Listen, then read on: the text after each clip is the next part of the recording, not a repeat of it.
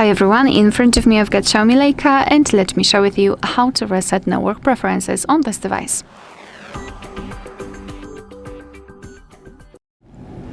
So let's start with opening the settings, and here we have to scroll and find more connectivity options.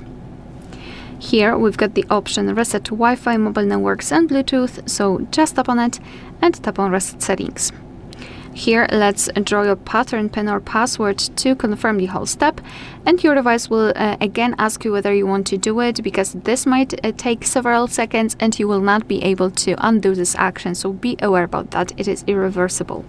So just tap on OK if you're ready, and now wait until you'll see this information, and it basically means that we just successfully reset network settings.